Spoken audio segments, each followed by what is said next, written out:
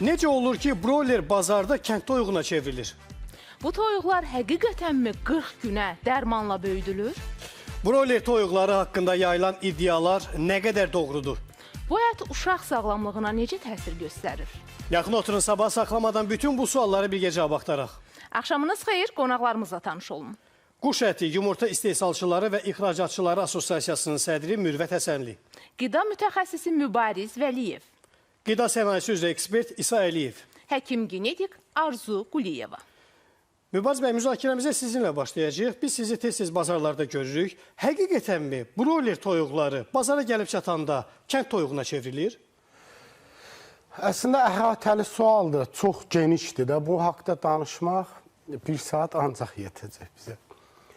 Kənd toyuğuna çevrilir deyəndə, əsl kənd toyuğun birinci necə seçməliyik, bunu düşünməliyik. Ki, biz toyuq alanda necə bilək ki, bu kənd toyuğudur? Yəni, üzərinə yazılır kənd toyuğu, belə satırlar, inanmayaq.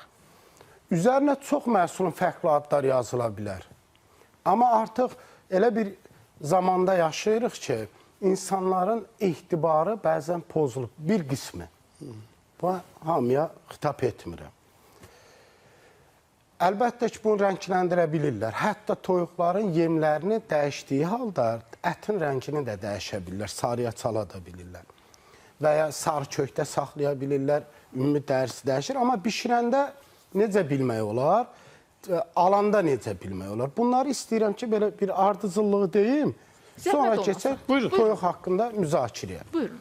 Əvvəla, toyuğu alarkən əlinizlə möhkəm sıxdığınız zaman dərisini, rənginin sarı olub-olmadığı bəlli olur. Bir, kənd toyuğun bişirərkən su az verər. Amma broiler toyuğu daha sulu olur. Daha yumuşaq olur. Kənd toyuğu yarım saata bişə bilməz. Yəni, ümumiyyətlə heç görməmişim. Bir də bazarda durmadan kənd toyuğu adında, kənd solpası adında, kənd cücəsi adında sayt çox təşkil edirsə, həmin o kənddə bir sir var, bizim yəqin xəbərimiz yoxdur. Çünki bu cücə ən azı 5 aya, 6 aya yetişir. Və bu kənddə də sürətli şəkildə o qədər böyütmək olmaz. Və ya o qiymətə kəndli məhsulunu sata bilməz. Ucuzdur yoxsa bahadır? Çox ucuzdur. Yəni, ən ucuzu bir 900 qram, 1 kilolu ən azından 13-15 manatdan başlayır. Belə toyuqları siz bazarda görürsünüz, deyilmi? Var, amma necədir? Çox az saydadır. Bazara gəlib çatmır. Çünki onu, deyəlim, qohum, tanış, hamı alır kəndlidən. Hə, siz yaxşı nümunələri qeyd edirsiniz. Amma bir də var, kənddə broiler üslubunda böyüdülən cücələr. Deməli, birinci qrupa aiddir, kəndlinin öz həyətində saxlayıb, xüsusi daimi müştərilərinə satdığı məhsul. Bəli. Və o, ayətən kütləvi bazarlara gəlib çıxmır, deyirsiniz. Gəlib çıxmır. Bəs o kütləvi bazarlara gəlib çıxanlar nədir? Onlar bir qismi, 95% ölçü ilə desəm, daha çoxu kəndlinin broiler üslubunda böyütdüyü. Yəni, bir həyətdə saxlayır, xüsusi vitaminlər verirlər ona, yemlər verirlər. Hətta səhv etmirəm, adını biraz səhv deyə bilərəm. Terapisa deyirlər, nə deyirlər, adını unutmuşam. Müəllim bilər. Yəni, o sortdur. O 2 aya... Cerebris. Bu toyuğun növüdür. Bəli, 2 aya filan da kənddə böyüyür. Amma broilerdə əlbəttə ki, o daha tez böyüyür. Kənd ərazisində saxlayan palçıqda, nə bilim, qumda yetişdirirlər. Amma əlbəttə ki, yem, xüsusi vitaminlər verirlər. Çünki o, həmin yumuşaqlı olmur. Bir də nə ediblər? Adət olaraq güya ayağın üstündə saxlayırlar ki, güya %100 kənd toyuğudur. Torpağın üstündə gəzəndə toyuğun ayağından güya bilmək olur ki, bu torpaq üzərində gəzir yoxsa firmada. Mən şahid olmuşam ki, burada çox belə incə bir məsələyə toxunacam. Şahid olmuşam ki, broilerdən 37 günlük, 38 günlük cücəni alırlar, 4-5 gün o palçıqlı həyətdə gəzdirirlər, orada yemin verirlər. Və sonra onu kənd toyuğu kimi satışa buraxırlar. 40-cı günündə, yəni, deyək ki. Bəli, yəni bir də yumurtadan... Dinləyəcəyik mütləq. Yumurtadan kəsilmiş toyuqlar var broilerdə. Onlar satışa çıxır, ucuz olur. Onu alırlar. O biraz gec bişir. Çünki yaşı onun böyükdür. O yumurtalıq toyuqdur, yəni başqadır. Onu da kənd toyuq adı ilə satırlar. Məsələ, yəni broiler deyil, məsələ kənd toyuğu deyil. Məsələ bugünkü gündə adını doğru deməməkdir. Aldatmaqdır. Yəni alıcını, tüketicini aldatmaqdır. Yoxsa broiler niyə yeyirsən, olmaz, qəti çıxardın rasyondan, bunu mən demirəm. Hər öz fərdi fikir var. Bugünkü gündə hansısa bir qazlı içəcəklər və ya paketli yiyəcəklər var ki, cipsilər filan, bilirik zərərlidir, amma alırlar. Yəni siz deyirsiniz ki, istehlakçını aldatmaq olmaz. Mən ona nə satıramsa öz adında satmalıyam. Bəli. Elə bu günlərdə Azərbaycan Qida Təhlükəsizliyi Agentliyi də bununla bağlı məlumat yaymışdı ki, monitorinqlərin nəticəsində əslində vətəndaşı necə aldadırlar, hansı toyuqları kənd toyuğu adı ilə bazara çıxardırlar, bununla bağlı məlumat yaymışdılar. Bu çox müsbət bir haldır. Alqışlayırıq bununla bağlı aktanı, amma buradan da bütün akta komandasını salamlayaraq bildiririk ki, nə gözəl, yaxşı işlər görürsünüz, amma çox yaxşı olar ki, həm də studiyamıza gəlib bu barədə tamaşaçılara məlumat verəsiniz, müzakirələrdən qaçmayasınız. Sizin olmadığınız yerdə artıq tamaşaçının hər hansı bir şübhəsi də yaranır ki, əgər belədirsə, doğrudursa, onda akta nümayəndəsi niyə gəlib bunu təsdiqləmir? Əgər akta nümayəndəsi bunu təsdiqləmirsə, deməli bizim narahat olmağımıza ciddi səbəb var. Məhz buna görə biz sizi daima studiyamıza dəvət edirik. Nədənsə gəlmirsiniz, canınız sağ olsun, amma əlaqə nömrələrimizi yaxşı ki bilirsiniz. Verilişimiz boyunca əlaqə saxlayıb, bax elə bu məsələyə telefon vasitəsilə də aydınlıq gətirə bilərsiniz. Davam edirik müzakirəmizə. Mürvət bəy, buyurun. Mən hər kəsi salamlayıram. Mübariz bəy dediyinə bir arayış vermək istəyirəm ki, broiler toyuğu dediyimiz 1 kilo yarımın üzərində təmiz çəkisi olan toyuqlardır. Bunlar xüsusi çarpazlaşmış cinsdən əmələ gələndir. Bu siz dediyiniz bu rənglənmiş toyuq deyəndə biz bu fərqli sortlardır ki, ona biz el arasında serebristi də deyirlər, lambranda deyirlər, kremlində deyirlər. Digər sortlar var ki, bu sortlar kənd toyuğunun sortuna uyğunlaşır və 2-3 ay ərzində böyüyür. Broiler toyuqları 42 gün ərzində böyüyür. Biz yəni bunu bir-birindən qatmayaq. Və bildiyiniz kimi hər sahədə işbazlar olduğu kimi toyuqçuluq sahəsində də ticarətin yaxşı olduğuna görə işbazlar istənilən halda da artıqlamasından çoxdur. Müəyyən mənada Qida Təhlükəsizliyi Agentliyinin əməkdaşlarının son dövrlərdə kəsimxanada yaxaladıqları, tapdıqları sahə tartrazin deyə bir maddə ilə rənglənir. Həmin tartrazinlə dərman məddələri də rənglənir, tort maddələri və digər şeylər də rənglənir. Ancaq toyuqda rənglənmədə o bildirir özünü. Bu, biz onu kənd toyuğuna bənzətmək, yəni sarı rəngə kənd toyuğunun ayaqlarının üstəndə buraxır. Yəni ticarətini daha yaxşı eləməkdədir məqsəd. Hamımız da bilirik ki, qış aylarında kənd toyuğu olmur. Biz nə zaman kənd toyuğu yeyirdik zamanlarında? Yay aylarında, əsasən iyun, iyul, avqust ayından sonra kənd çolpası deyə bir period var idi ki, həmin dövrlərdə biz bunu yeyirdik. İndi biz onu broilerə yansıda bilmərik. Broiler toyuğu sırf 1930-cu ildə 2 dənə böyük toyuq cinsi və xoruz cinsindən çarpazlaşmış şəkildə 12 ilə alınmış bir cins növüdür.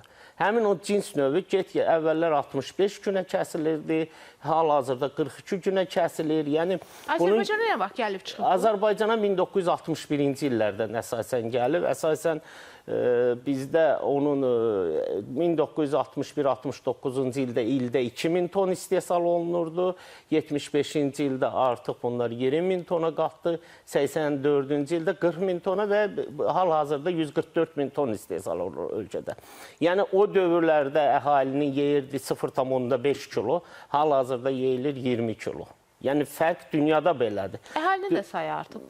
Həm əhalinin sayı artıb, əhalinin sayının artmağından əlavə insanların toyuq əti 40-45% arasında istehlakında, ət istehlakının payı 40-45%dir. Bəzən də 50%-i keçir və mən elə düşünürəm ki, 2025-ci ildə biz 50%-i toyuq əti keçəcək. Dünyada əsasən özəlliklə Amerika Birləşmiş Ştatlarında adam başı 53 kilo yarım yeyilir.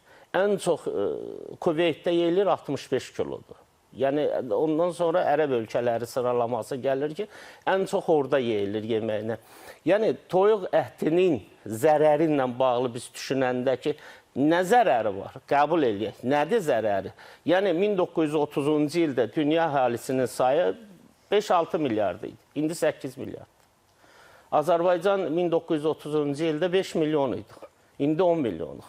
Yəni bu toyuq ətinin zərəri varsa və get-gedə bunun istehlakı artırsa, niyə bu insan artımı var onda? Mürət müəllim, yəni siz Yəni bir səbəb nədədir? Mən sizə deyim ki, toyuq ətinin yetişdirilməsində özəlliklə bayaq dediyim ki, ən ündə növü, cinsi əmələ gələndən sonra onlara baxımdır. Əsasən verdiyimiz yemdir. Biz nə veririk onlara? Soya, qarğıdalı, buğda, semişka yağı və digəri və arasında belə bir fikir qida gəlir əlavələri. ki, əhali arasında belə bir fikir var ki, o toyuqlar xüsusi dərmanlarla, hormon tərkibli qidalarla şişirdilir. Hətta xüsusi iynələrlə şişirdilir deyə iddialar irəli sürənlər də var. Bu iddialar necə yaranır? Qəbul edirsinizmi onları? Xeyr, qəbul etmirəm. Niyə qəbul etmirəm? Bu, müəyyən bir sexlərdə 1-2 nəfər bunu eləyə bilər ineksiya formasında. Hansı ki, bunlar gündə 200-300 dənə şey satır, toyuq satır. Bugün üçün onu etmək mümkün deyil. Niyə? 140 min kəsimi olan bir sənaye müəssisəsi gündə o ineksiyanı eləyə bilərmi? Hormon Azərbaycanda qanundan qadağadır. Bunu bir mənalı şəkildə. Amma texniki baxımından, maliyyə baxımından da mümkün deyil. Biz hormon toyuğa versək və yaxud onu ineksiya etsək, onda 1 kilo toyuğun əti olacaq 18 manat. Bəs Amma hal-hazırda 5 manatdır bu. həmin toyuqları 45 gün ərzində kəsə bilmədiniz. 50-ci, 60-cı gününə qaldısa o toyuqla bağlı nə baş verir? Biraz daha çox ət alır, daha çox çəkisi artır. Orada heç bir şey yoxdur. Bir var 2 kilo dövründə kəsəsən, bir var 2 kilo yarım dövründə kəsəsən. İddialar müxtəlifdir. Broilerlərlə bağlı müxtəlif iddialar var. Siz də yəqin ki, bunları eşitmişsiniz və elə hazırda studiyamızda da biz bunu səsləndirək. Broiler toyuqlarının insan orqanizminə zərəri ilə bağlı müxtəlif iddialar var. Sizin bu mövzuya münasibətiniz necədir? Baxın, kənd toyuğu ilə broiler toyuqları arasındakı əsas fərqlərə gəlin baxaq. O fərqlərdən yola çıxaraq bunun zərəri, mənfisi və müsbəti nədir, onları danışaq. Bayaq Eldəniz bəy də bildirdi ki, Mübariz bəy özü istəyirəm bildirdi ki, kənd toyuqlarında, broiler toyuqları əsasən yumşaq olurlar və onları müəyyən rasionda, yəni yemləmə rasionla onları qidalandırırlar. Onlar daha çox hərəkətsiz qalır. Onların əti daha yumşaq olur, sümükləri daha yumşaq olur və özləri daha yağlı olur. Onları bişirərkən yarım saat içərisində rahat bişirə bilirsiniz. Dadları genəldə çox vaxt standart olur. Yəni çox dadlı olmurlar və ya standart bir dadlı olurlar. Kənd toyuqları isə dəri qatları daha sərt olur. Sümükləri daha bərk olur, çünki kalsiyumlaşmış olur. Daha bərk olur. Ət daha sərt olur. Siz onu məsəl üçün barmaqla möhkəm bir belə deyim, təzyiq uyğuladığınızda... Barmaq izi qalmayacaq. Bəli, broilerdə onun yeri qayıdır təzyiq, çünki yumuşaqdır. Və hətta o barmağın izi qalır, belə deyim də sizə. Amma kənd toyuğunda orada o sərt olduğu üçün orada onun yeri qala bilir. Məsələ burasındadır ki, siz onu bişirəndə broiler toyuqlar, məsələn, kənd toyuğunda görürsünüz ki, daha çox dadtam hiss eləyə bilirsiniz. Yeyəndə daha çox dadtam hiss eləyə bilirsiniz. Eyni şəkildə onun içərisində vitamin, minerallar da daha çoxdur kənd toyuqlarında. Bəli. Çünki içərisində dəmir var, sink var, digər minerallar var, vitaminləri var, sümüklərində kollagenlər var, hansı ki kollagenlər də bizim üçün çox önəmli bir, belə deyim, heyvandan bizə gələn çox önəmli bir ingrediyentdir, maddədir. Əti çox olmasa da, Əti çox olmasa da, yumşaq olmasa da, yarım saat içərisində bişməsə də, 1 saat içərisində bişsə də, amma verimlilik olaraq, yəni insan sağlamlığı üçün daha zəngin qida daha sayılır. məhsuldarlıdır, daha zəngindir. Siz onu bundan əvvəl biz xatırlayın uşaq olanda elə indi də soyuq dəymədə toyuğu qaynadırdılar, supunu içirdirdilər uşaqlara ki, sağalasan. Böyüklərə də, uşaqlara da. Niyə? Çünki toyuqda axı o vitaminlər, minerallar, o kollagenlər hamısı var idi ona görə. Amma indi biz Amma- görüntüləri izləyirik, deyirlər ki, broiler toyuğunu bir dəfə qaynadın və o suyu atın. Bəli, o niyə görə o içərisindəki müəyyən şeyləri deyirlər ki, atın. O müəyyən şeylər deyərək yanaşdığımız qida nə qədər zəngin qida ola bilər? Amma gəlin bir şey də etiraf eləyək. Deyək ki, bağ həyətindəsiniz, dəniz qırağında dincəlirsiniz və tez bazar toyuq kebab eləyəcəksiniz. Bu səfər heç kim inciməsin. Gəlin reallığı qəbul edək ki, kimsə gedib kənd toyuğu tərcih eləmir. Və asanlıqla tapmır. Bəli, asanlıqla tapmır. Çünki mən özüm də şəxsən o zaman broiler toyuğuna müraciət edirəm. Daha az çatandır, daha rahatdır, kebabı da daha yaxşı çıxır. Yəni, broiler toyuğunun kebabı sulu yeməkdə kənd toyuğu tərcih edirəm. Elə insanlar var, kənd toyuğunun dadı tamı, onun aroması gələndə xoşuna gəlmir.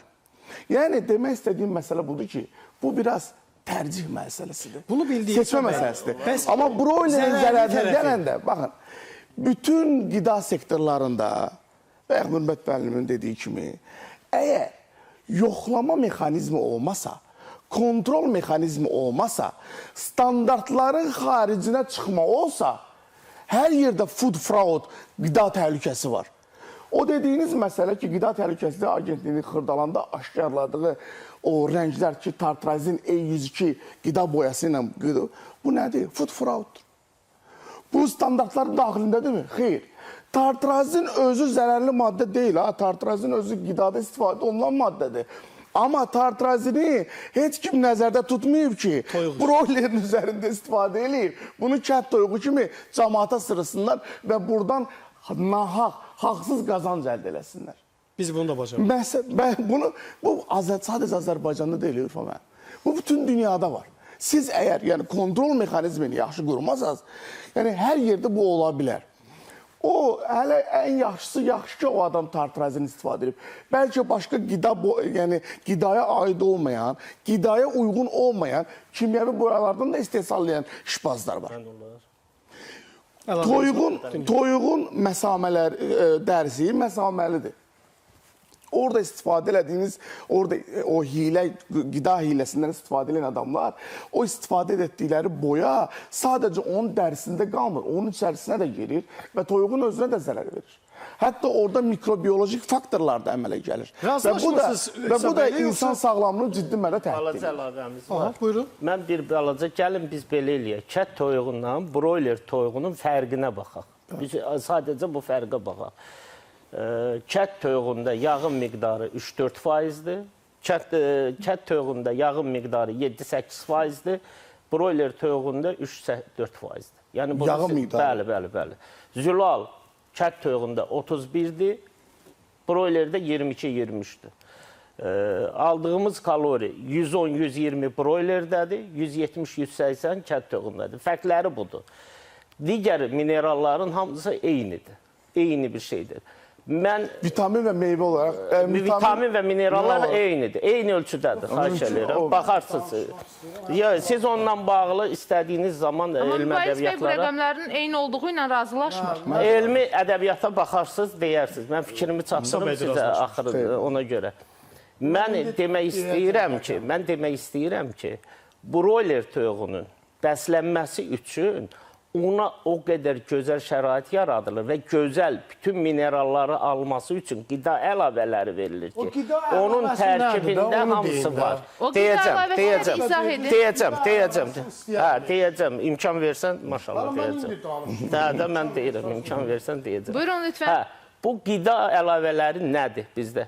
Lizindir, metianindir və digər maddələrdir ki, biz insan olaraq qida əlavəsi omega-3 alırıqmı özümüz üçün və digər qida əlavələrini. O cümlədən həmin toyuqların, kənd toyuqları həyətlərdə aldığı mineralları, üzvü maddələri biz qida əlavəsi kimi toyuğa veririk burada. Toyuğun bəslənməsi üçün lazım olan istilik verilir, lazım olan havalanma şəraiti verilir, su verilir. Baxın, kənd toyuğunun yumurtası deyirik. Kənd toyuğu yumurtayır, hardasa da qış aylarında 2 sutkada bir yumurta. Amma sənaye toyuğu yumurtlayır 23 saat 59 dəqiqədə. Yəni bir toyuğun yumurtalama həddi 23 saat 59. Qış aylarında kət toyuğunun yumurtası niyə baha olur? Ona görə ki, o gec yumurtlayır. Niyə? Lazım olan həyətdə soyuq olduğuna görə həyətdən azot və mineralları ala bilmir. Yəni o qabığının əmələ gəlməsi onda gec başa əmələ gəlir. Ona görə olur. Yəni mən orada elə bir ciddi fərq görmürəm. Yəni, amma tamaşaçımız o fərqi görür və siz bizə baxan tamaşaçılara səslənirik bu yerdə. Kənd yumurtası və yaxud mağazadan aldığımız yumurtalar, bax bunlar arasında fərqi necə seçirsiniz, necə müəyyən edirsiniz və ümumiyyətlə mövzumuzla bağlı fikirləriniz, suallarınız, təklifləriniz nədən ibarətdir? Bizə yazın, biz qısa aradan sonra o suallara da cavab verməyə çalışacağıq.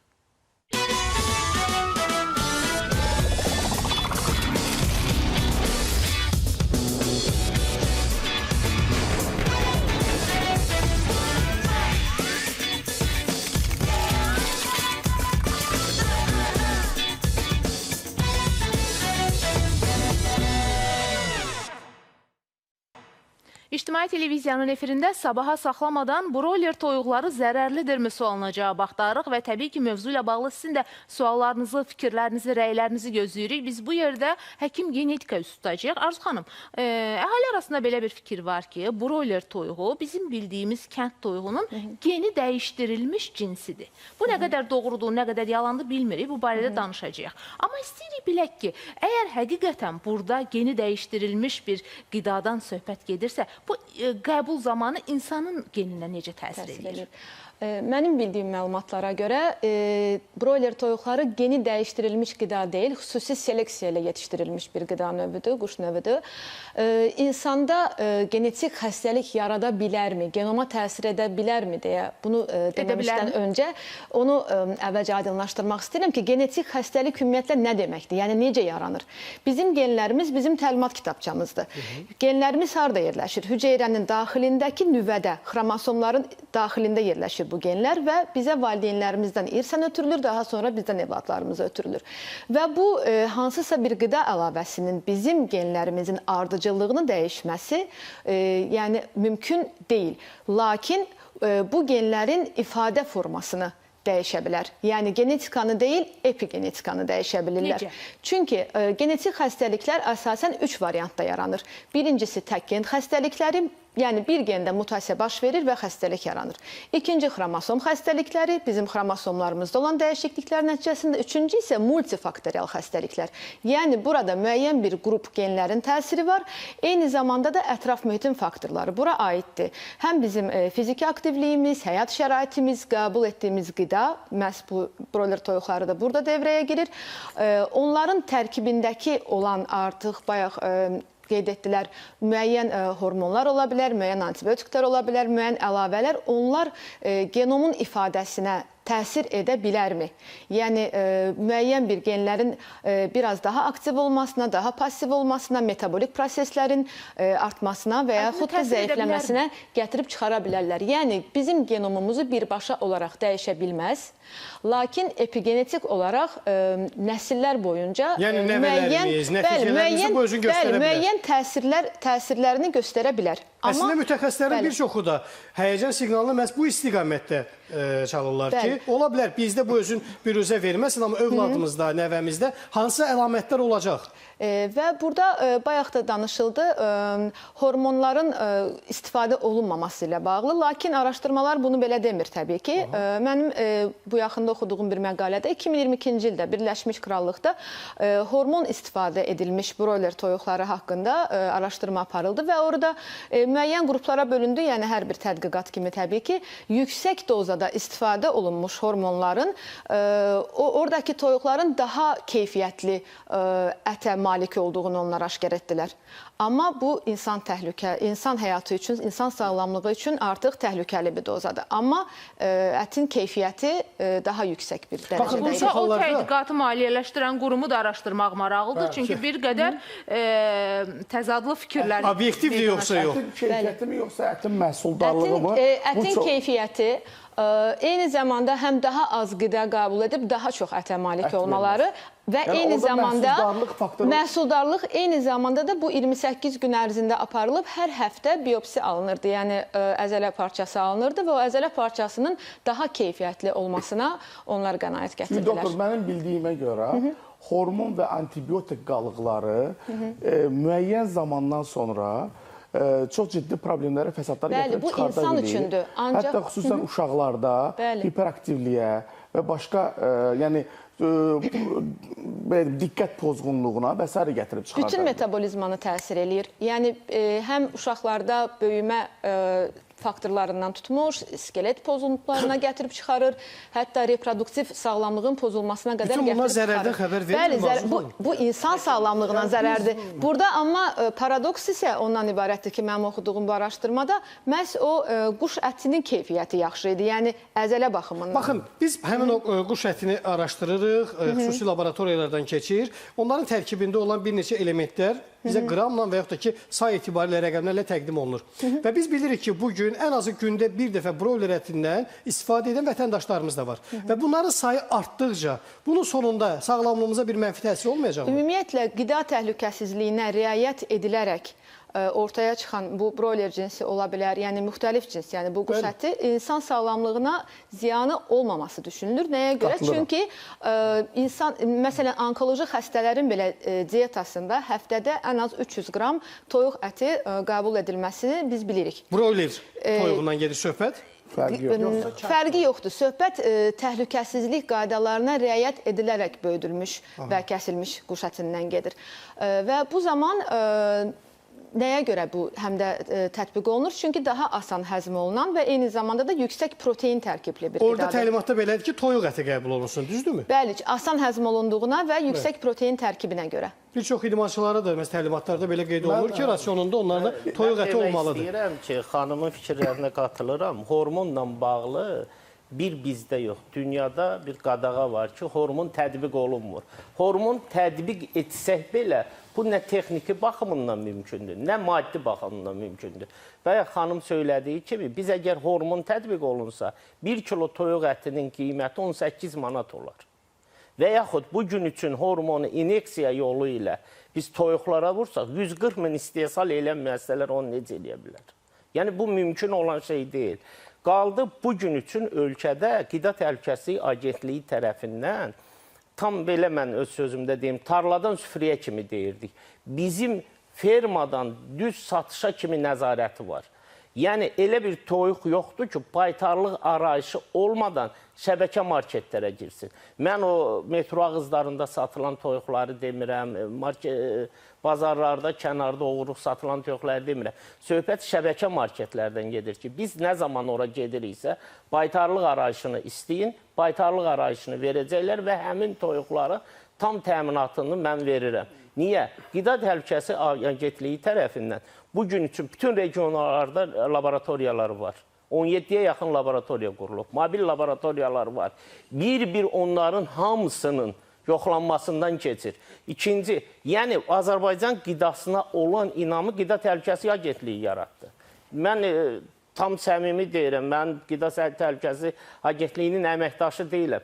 Amma bugün üçün biz Çinə toyuq əti satırıqsa, Amerikaya yumurta satırıqsa, demək bunun içində Amerikanın biz 3 dənə federal sertifikatını almışıq, bizim 3 firmamız. 57 milyon yumurta ixrac eləmişik Amerikaya. Yəni Çinə toyuq əti ixrac eləyirik və digər şeylər. Bunların hamısı yoxlamadan keçir. 73 ölkəyə Azərbaycan məhsul bugün ixrac olunur. Bunların içində fındıq da var, badam da var, akvakultura məhsulları da var. Biz bugün quş ətindən danışırıq. Yəni mən quş ətindən danışıram. Mən quş ətini deyirəm ki, Çinə və yumurta Amerikaya. Bunun hər ikisi bizdədir, bizim assosiasiya daxildir. Yəni demək istəyirəm ki, ölkədə o qidaya inam var. Amma hər sahənin işbazı var. Biz gəlin bunu qəbul edək. Deyirsiniz ki, ölkədə qidaya inam var, buna şübhə eləmirik. Amma tamaşaçı mesajlarına baxanda saysız, hesabsız broiler toyuqlarının keyfiyyətinə, ümumiyyətlə broiler toyuqlarının varlığına şübhə ilə yanaşan tamaşaçılarımız var.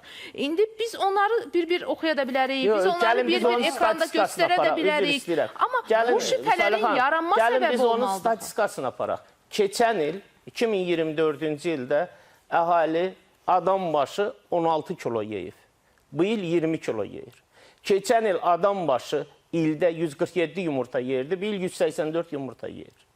Yəni o statistika onda niyə bu artır? Niyə o zaman kənd toyuğuna da, kənd yumurtasına da böyük tələbat hiss olunur? Xahişim olacaq. Necə ki, mən maksimum 3 dəqiqə danışmışam. Sözümü kəsməyim və danışım, çünki içim çox dolu. Mikrofonlar açıqdır, əziz qonaqlar. İstədiyiniz vaxt fikrinizi bildirə bilərsiniz. Ki, hər birimiz deyirik ki, yəni kənd toyuğu az qala deyək ki, zərərlidir. Yəni bu duruma gəldik, çıxdı, bu vəziyyətə. Amerikaya sata bilərik, başqa ölkəyə mal ixrac edə bilərik. Bu, keyfiyyətli məhsul ayrı bir sözdür, faydalı məhsul ayrı bir şeydir.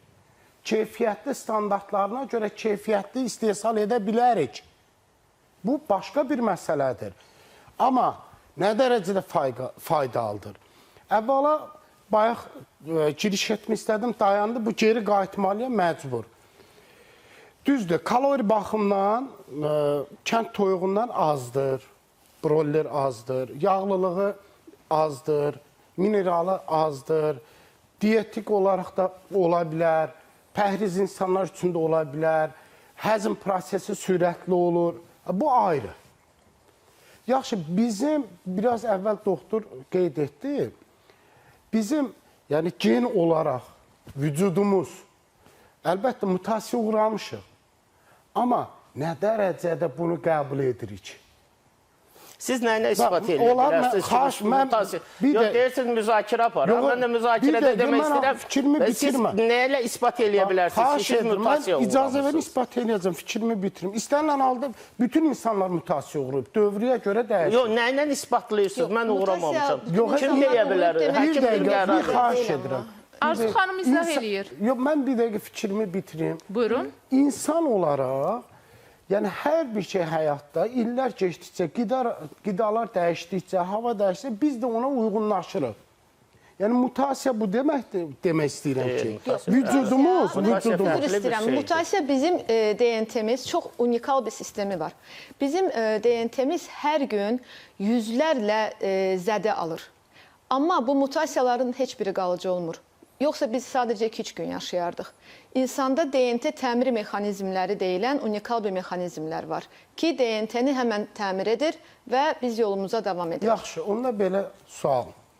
Sual deyir, sözümü kəssiz bitirmədim, amma deyim də. Sizcə, yəni bu olub, illər əvvəl oxumuşdunuz da, qarşınıza çıxar da bəlkə Amazon cəngəliklərində bir tayfa tapılıb və onlara konserva verilib, zəhərlənib, bədənlər götürülüb. Yəni, məsələ, burada belə bir məsələ var ki, İmmunitetin alışması siz deyirsiniz. Mutasiya, mən onu deyirəm ki... Bəlkə konserva köhnə olub da orada, onu necə bilə bilərik ki biz? Həqiqəti niyə qəbul etmirik? Mən bugünkü gündə mənim öz əmmin yoldaşı istənilən broiler ver, bir şey ver, zəhərlənir. Ümumiyyətlə qəbul etmir, yemir, heç nə. Deyir ki, yox, mən təbii yetişdirəcəm, Fərdi olaraq var da belə insanlar, o qəbul etmir də, mənim öz bacım da məsələn, qəbul etmir. Bilirsiniz, insan var, onu qəbul edə bilir və bədəndə alışır. 2 saatlıq da olsa deyir ki, özün bərpa eləyir. Həmən bərpa edə bilməz ki, bəzi. Və bərpa etsə belə, onun özü bir mutasiyadır yəni. Ki, bərpa olunur bədən. Bu dediyiniz həssasiyyət müxtəlif qidalara qarşı ola bilər. Ən çox, hətta indi dəbdə olan gluten həssasiyyəti var, məsələn. İnsanlar gluteni, bəli, sindirə bilmədikləri üçün. Bəli, çölyak xəstəliyi biraz daha ağır formadır. Amma gluten həssasiyyəti çox insanlarda var. Mən kənara çox çıxmaq istəmirəm mövzudan. Bu tək broilerdən söhbət getmir. Bütün qidalardan gedir. Yəni, havasından tutmuş, suyundan tutmuş, hər bir şeydən gedir. Bu yalnız o deyil. Gəlin biz ancaq broiler haqqında danışaq. Mən ondan danışırdım da, qoymursunuz ki, deyim. Yox, mutasiya keçdi. Mən də mutasiyada biraz o fərqli bir şeyə çəkdiniz. Müdafiə keçirsiniz. Sizin fikrinizə bir dəqiqə üzr istəyirəm. Siz də, yəni hər biriniz həkim qarışıq, bildirirlər ki, broiler zərərli deyil, faydalıdır. Xeyr, biz faydalıdır demirik. Yox, bir dəqiqədə. Mən şəxsən deyirəm, faydasızlığını anlat da o zaman. Dəyişmək iqtidarında deyil, onu deyil. Bir dəqiqə saat. Gəlin dinləyək görün, Bayız bəy nə demək istəyir? Mən demək istəyirəm ki, siz aparıcı olaraq illərdir tanınırsınız. Siz, hər biriniz övladınıza seçim edərək brollermi seçərsiniz, yoxsa kənd toyuğu? Cavabı verin. Mən broiler. Mən şəxsən kənd toyuğu övladıma Biz yedirirəm. hər Yaxşı. Baxın, Siz bayaqları... bir də bitirməmişim. Xahiş edirəm, Yaxşı, kəsməyin sözünü. Hər Mən sizin heç ikisini birinizin gəlin, sözünü biraz kəsmədim. Səmimi olaq. Xahiş edirəm, sözümüzü kəsməyin. Mən sizin deyirsiniz, mən broller seçərəm. Vallahi deyirəm, səmimiyyətinizə inanmıram. Çox Mümkün səhv deyil. edirsiniz. İnanmıram da, Vallahi bu çox mən səhv fərdi edirsiniz. Ona fikrimdir görə- da. Mübaşir müəllim, siz Səhv haranı edirsiniz, yox, bu mən oxumusunuz? fərdi yanaşmamdır. Mübaşir İnanmaya müəllim, haranı bilərəm, mən məğlub oxumusunuz? Bir də etməyəsiniz. xahiş edirəm. Mən heç yerə oxumamışam, heç yerə. Elə sadə vətəndaşam. Yox, Mən deyirəm sadə, ki, siz populist danışmayın da, xahiş Yox, edirəm. mən də deyirəm ki, sən broller yox, deyə xahiş edirəm. bilmərsən. Siz Kimə studiyada seçsin? danışırsınız, siz populist danışırsınız. Niyə Mən də bir studiyada şey qəbul danışıram? etmirəm. Mən baxıram, deyirəm, siz deyirsiniz ki, mən sizin səmiyyətinizə inanmıram. Mən də sizə İnanmıram əmin da. edirəm ki, Mənim bu zorla inandıra ancaq bilmərsən. broiler toyuğu yer, kət toyuğunu yemir. Yeyə bilmirlər, istəmirlər. Yox, mən dedim, Yox, seçiminiz baxın, nədir? Siz dediniz, baxın, mən Bəyərli broller. müəllim dedi ki, broiler toyuğundan mən kabab çəkirəm, Bəli. kət toyuğunun supunu yeyirəm. çəkə Bu fərqli bilərsiniz. bir şeydir. Mən başa düşürəm, siz xahiş brolleri edirəm, siz imkan kənd verin. toyuğundan üstün. Xahiş edirəm. Mən Siz xahiş imkan edirəm, söz vermirsiniz. məndədir, mən Mən sizə danışmalıyım. sual verdim, deyirsiniz mən heç aranı qurtarmamışam. Yox, qurtarmışam Qurtarmamısınızsa axı. populist danışmayın. Siz burada məni təhsili olaraq imtahana çəkə bilmərsiniz. Mən təhsillə çəkmirəm. Mən demək istəyirəm burada ki, mövzumuz broller toyuğu və kənd mutasiyanı toyuğudur. bilmirsiniz nədir? Nəyi Və bilmirəm? qayıdırsınız mutasiyam Dostlar, dəyişir. biz Nə bir-birimizi bilmirəm. dinləmirik. Yaxşı başqa cür Tamaşaçı da baxarıq. bizi Yaxşı, dinləyə Əzgin olaraq, gəlin birbirimizi Dostlar, dinləyək. Əgər Dostlar, dinləməyəcəksiniz, lütfən, biz digər qonağa xahiş keçməli edirəm, olacağıq. Lütfən, gəlin Mübariz bir-birimizi bəy, dinləyək. buyurun fikrinizi tamamlayın. Fikrimi bitirməmişəm. Bir halda ki, istənilən halda xəstə insan olur, həkim deyir ki, kənd toyuğunu düzənib, bişirib suyun verin. Heç eşitdinizmi? Sual edirəm buradan. Desinlər, get broller toyuğunu qaynat suyun ver. Eşitdinizmi? Mən eşitməmişim. Toyuq supu var da. Eşitmişik İsa bəy. Xəstəxanalarda elə verilir. Eyni şey Siz dedim həmin də. Yox, effekti, siz xəmiri də məndən- qaynadıb siz- içməz alarsınız. Baxın, Siz xəstəxanalarda kət toyuğunun supunu mu verirlər? Bəli, siz Bax, bir Xəstəxanalarda dəqiqə- kət toyuğunun niyə supunu görə mu yüksək verirlər? kalorili vermirlər? Buyurun. İnsan orqanizmi daha yaxşı xəstəliklə savaşa bilsin deyə daha az kalorili verilir. Yəni ümumiyyətlə illərimi xəstəxanada keçirmiş biri kimi Tamam. deyirəm. Və səbəb budur yəni. Bəli. Bəli. Və eyni zamanda daha az mədə bağırsaq sisteminə yük düşsün deyə ona görə həm daha aşağı kalorili qidalar mütləq qidalanmalıdır. Yəni xəstə şəxs və təbii ki, xəstəliyinə uyğun olaraq. Çünki istər broiler olsun, istər qeyri, quş əti belə deməli qadağan olunan xəstəliklər var. Yəni elə insanlar var ki, heç onların pəhrizində ümumiyyətlə biz ət istifadə etmirik. Bəli. İsa bəy, mən Çox istəyərdim ki, üzr məsələyə belə yanaşaq. Çox üzr istəyirəm. Xəstələnəndə həkim nə tövsiyə edir və ya etmir məsələsini qoyaq kənara. Bugün süni bulyonlar belə bizim mətbəxdə İçərisində bəli, kubik şəklində bunlar var bizim mətbəxdə. Təəssüf olsun ki, bunlar başqa bir mövzudur. Gəlin biz məsələyə nə qədər faydalıdır baxaq. Çünki bir də bu büdcə məsələsidir. Əgər birinin büdcəsi imkan vermirsə kənddən dediyiniz şəraitdə sağlam toyuğun ətini əldə edib övladına verməyə, biz o insana nə deyə bilərik və biz o insana necə broiler toyuğu zərərli deyə bilərik? Axı, broiler toyuğu vitrinə qədər gəlirsə biz ona zərərli deyə bilərikmi?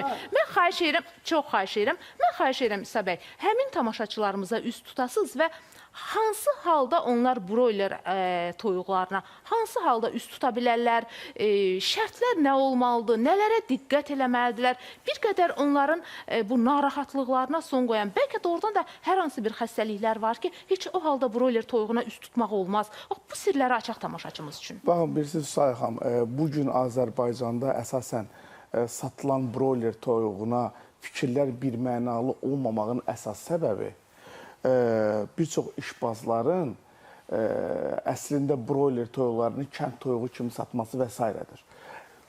Əgər bu cür işbazlar olmasaydı və broiler toyuqları normal standartlar daxilində istehsal olunsaydı, verilsəydi, bəlkə də onun belə deyim də, negativ cəhətləri, bəlkə az faydalılığını danışa bilərdik, hansı daha çox faydalıdır bunu danışa bilərdik.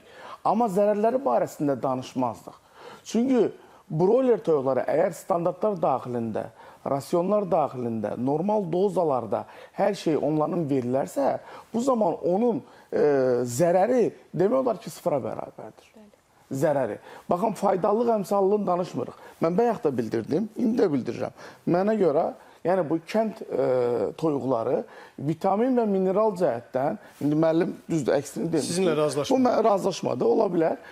Daha faydalıdır, daha təbiidir. Mən Mübariz bəyin dediyi kimi bir xəstəyə su verərkən, əgər şorba verərkən, üzr istəyirəm, kənd toyuğu və ya broiler hansını tərcih eləsəm desəniz, soruşsanız, kənd toyuğunu tərcih eləyərəm. Amma kənd toyuğum yoxdursa, amma ona əl çatanlığım azdırsa, amma büdcəm ona çatmırsa, o zaman təbii ki, broiler toyuğundan istifadə edəcəm. Bu 2 vur 2, 4-dür, yəni. Yəni məcburiyyətlər qarşısında təbii ki, yəni ikisinin arasında qalmışamsa və suf kimi bunu istifadə edəcəmsə, ondan istifadə edəcəm. Amma kebab üçün istifadə edəcəmsə şəxsən, mənim tərcihim broilerdir. Çünki xüsusən də dəniz kənarında. Bəli, niyə görə? Çünki kənd çorbası kebabda çox daha tez bişmir, rahat bişmir və s. və ilə axır. Bugün Avropada və Amerikada və yaxud Mürvət müəllim də ucundan qulağından onu dedi, gəzən toyuq anlayışı var. Gəzən toyuq nədir? Yəni, nə broilerdir, nə kənd toyuğudur. İkisinin arasında bir şeydir. Məncə o gəzən toyuq həm Mürvət müəllimi, həm də Mübariz müəllimi barışdıra bilər. Çünki hər ikisinin dediyinin ortaq nöqtəsi. Nədir o toyuq? Gəzən toyuq. Niyə görə? Gəzən toyuq, Mürvət müəllimi dediyi kimi rasyonla böyüdülür. Yəni onun yeməyi rasyondur. Amma eyni zamanda ona elə bir şərait yaradılır ki, həmən toyuq gedib gəzə də bilir. Yəni, sadəcə yerində ayaq üstə qalaraq şişirdilmiş toyuq deyil. Bundan əvvəl toyuqların cinsləri var.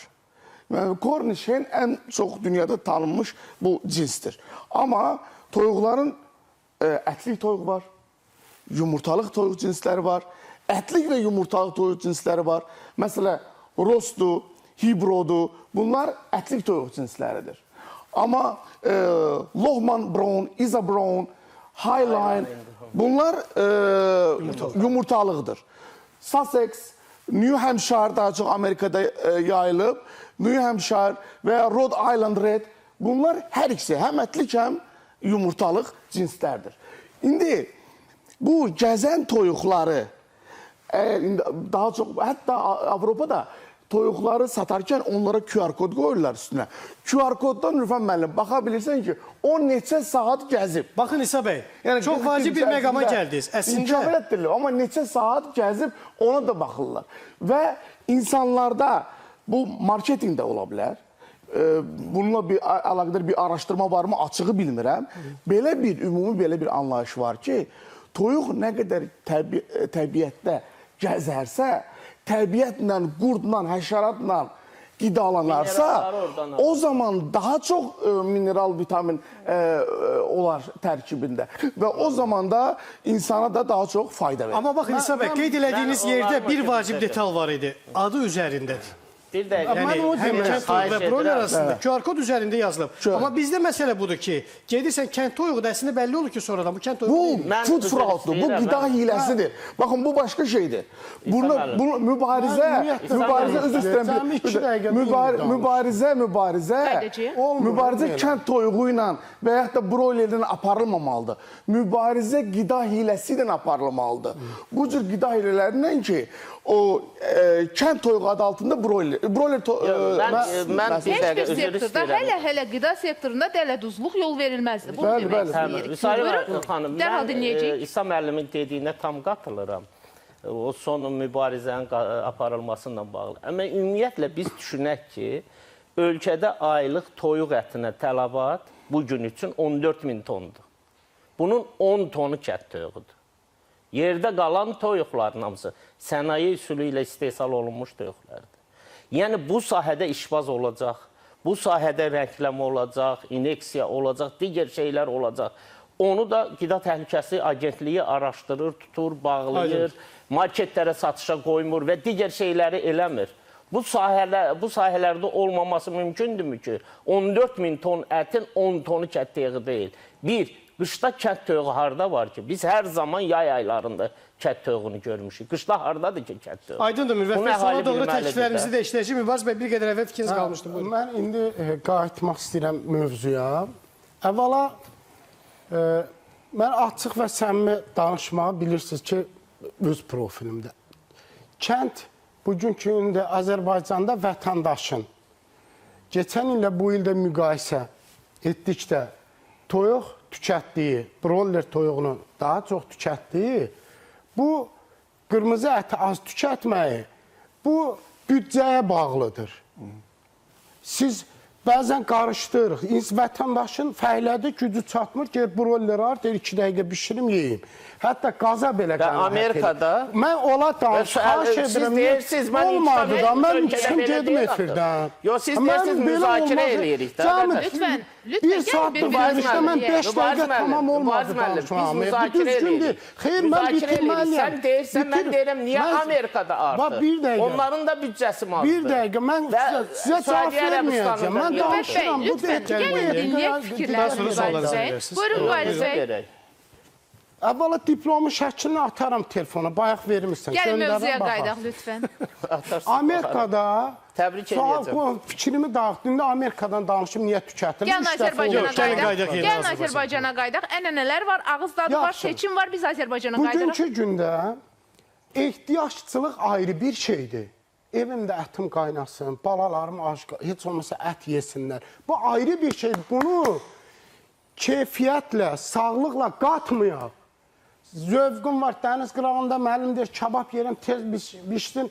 Bundan onu qatmayaq, xahiş edirəm. Bu başqa bir məsələdir. Məsələ bugünkü gündə biz bilə-bilə sağlıqlıdır, yoxsa mal əti? Bilə-bilə. Hansı sağlıqlıdır? Gəlin dinləyək lütfən. Dinləyək, daha sonra sualı verərsiniz. Siz deyirsiniz, müzakirə eləyin, mən də müzakirə sualı. Müzakirə deyil, o sualdır. Müzakirə ayrıdır, sual ayrı. Gəlin, səmimi şəkildə hər bir vətəndaşın bugün sorğu yazırlar sizə. Bəli. Onsuz da bu, mən də paylaşıram, yazılır. Vətəndaş ehtiyacçılıqdan aldığı bir şey ayrıdır, istədiyi ayrıdır. Mən demirəm ki, broiler zərərlidir, broiler yeməyin, yeyin, amma az tükətin deyirəm. Hər şeyin çox zərər olduğu kimi, düşünməyin ki, bunun sizə çox faydası vardır. Amma desəm, sual olacaq ki, nə bişirim, bəs nə yeyək? Bu ayrı məsələ, bu büdcədir. Hər kəs öz büdcəsinə, yorğanına görə ayağını uzadır. Əlbəttə, imkan nəyi çatır, onu alır. Amma bu ət kilosu, broiler kilosu Amerika dünyada necə artırsa, elə xəstəxanalarımızın sayı da elə artır. Artıq mən heç nə deməyəcəm. Arzu xanım, Bilən bilir. Buyurun, sualınızı verin, biz Arzu xanıma yeniden gələcək. Buyurun. Yox, mən demək istəyirəm ki, Amerika inkişaf etmiş ölkədir, doğrumu? Burada toyuq ətinin tükətimi niyə artır? Və yaxud Səudiyyə Ərəbistanında, Qətərdə, Kuveytdə, Avropa ölkələrində niyə artır? İldən ilə. Bizdə niyə artır? Sizdə niyə artır? Mən əzbər bilirəm niyə artır. Sağlıqlıdır, daha keyfiyyətlidir, Dünyanın 58 ölkəsində olmuşam, sağlıqlı deyil. Sağlıqlı ayrı bir məsələdir.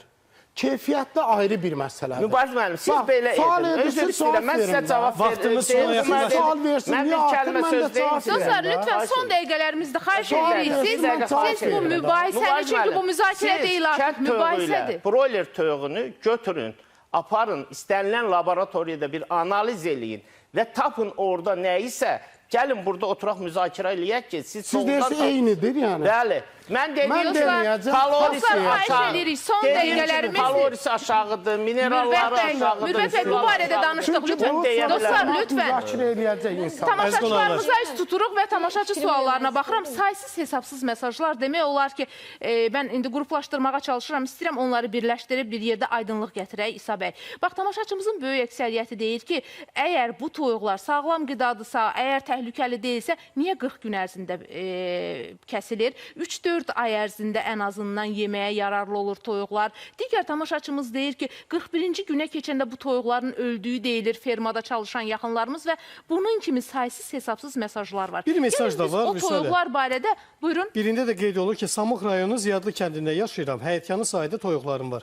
Toyuqlarım kənd toyuğunun yumurtasının qabığını yeyir, amma marketten aldığım yumurtanın qabığını yemirlər. Deməli, tərkibi təbii deyil. Baxın, bu inamsızlıq məsələsi. İrfan, bu yerdə bu artıq yumurta ilə bağlı müzakirəmiz başlasa, verilişimiz başa çatır. Gəlin belə eləyək, biz tamaşaçılarımıza da söz verək ki, yumurtanın keyfiyyəti barədə ayrıca bir müzakirəmiz olacaq. Məhz bu broiler toyuqları və 45 gündən sonra onların ölümü ilə bağlı fermada işləyən insanların, bax, tamaşaçılarımıza dedikləri, gəlin bunu dəqiqləşdirək. Valla mən 45-ci günə keçəndə, 46-cı günə keçəndə ölürlər. Bununla əlaqədar bir şey eşitməmişəm, amma onlar daha çox kilo artıra bilirlər, artırırlar bir neçə günü. Sadəcə orada tamaşaçı deyir ki, 40 günə kəsiləcək, hava istehsalçı hesablayır ki, onun verdiyi rasyon hansı gündə onu kəsməlidir ki, normal onu qazanc əldə eləsin. Bu tamamen hesab kitab işidir.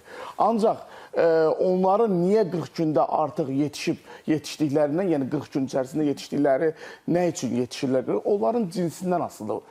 Bu onların xüsusi bir cinsidir ki, xüsusi seleksiya ilə bayaq dediyim o cinsləri yetişdirirlər və o cinslər 40 gün içərisində xüsusi rasyonla, yəni o xüsusi qidalar verilərək, o bəslənmə yolu ilə onlar 40 gün içərisində elə ki 6 aya yetişən belə deyim də, kənd toyuğu normal təbiətdən aldığı maddələri onlara daha tez verərək, onlar 40 gün içərisində yetişdirirlər və 40 gün içərisində artıq o ətə cana gəlmiş olur və o zaman da onu kəsib. Kənd toyuğunu belə biz 2 aya götürüb saxlasaq, həmin rasyonu versək, həmin çəkini verməsə də o cins, o seleksiya ilə yaranmış cins normaldan daha çox verəcək. Normaldan daha çox və tez verəcək. İstənilən halda ona yaxşı baxım var, bəslənməsi var, havalanması var, işıqlanması var, yeməyi var. Ona görə də o elə olacaq. Az gəzəcək, az enerji itirəcək və o kökələcək. Sağa mən bir... Son dəqiqələrimizi... Sözünüz varsa buyurun, sözünüz var mı? Siz tamamını fikrinizi bilin. Mən son dəqiqələrdə istehlakçılara nəyi xahiş eləmək istəyirəm? Baxın, bugün bizim yaxınlarımızda da var, biz görürük. Mən getdim bazara, açıq şəkildə qoyublar, kənd toyuğudur. Onu aldım, gətirdim. Bax, bu çox ciddi bir problemdir. Açıq şəkildə satılan bir çox yerlərdə, metro ağızlarında, başqa-başqa küçələrdə, kənd toyuğu adı altında satılan heç bir məhsulu qida mütəxəssisi olaraq deyil, istehlakçı kimi mən almıram. Və tövsiyə edirsiniz və tövsiyə eləyirəm ki, adı, sanı bəlli olan. Niyə adı, sanı bəlli olan deyirəm, bilirsiniz? Çünki, Mürvət müəllim mənə təsdiq eləyəcək, Qida Təhlükəsizliyi Agentliyi ən çox bilirsiniz kimi yoxlayır? Ən çox yeri yurdu bəlli olan o brend firmaları yoxlayır. Bunu sizə əminliklə deyirəm. Ən çox yeri yurdu bəlli olan o firmaları yoxlayır. Biz özümüz də firmada işləyirik. Sağ olsun. Hər kəs yoxlayır. Amma ən çox bizi yoxlayır. Son sözü həkimdən alacaq. Ən çox bizi yoxlayır. Tamaşaçımıza tövsiyə Ona görə də elə yaxşı olar ki, brend, yəni tanınan adı, sanı, yeri, brendi bəlli olan firmaların məhsullarını alsalar daha təhlükəsiz. Son dəqiqəmizdir, vaxtımızı yetməşir. Kısa bir tövsiyə vermək istəyirdim ki, əsas olan balanslı qidalanmadır. Yəni, həm lift cəhətdən, həm protein, yəni zülal cəhətdən, həm vitamin mineral cəhətdən, eyni zamanda da dozanı aşmadan, yəni ki, uyğun dərəcələrdə qidalanmaq, yəni və eyni zamanda da təhlükəsizliyə riayət edilərək. Müzakirəmiz onu göstərir ki, əslində təhlükəli olan broiler toyuqları deyil. Bizə kənd toyuğu adı ilə təqdim edilən broiler toyuqlardır. Çünki onların hansı şəraitdə yaradıldıqları, böyüdüldükləri və kəsildiklərindən xəbərimiz yoxdur. Buna görə də əgər biz broiler seçəcəksə, dəqiq bildiyimiz bir marketdən almalıyıq. Gələn həftə bazar ertəsi eyni vaxt amma fərqli mövzuda yenidən görüşmək ümidi ilə hələlik deyirik. Sağ olun.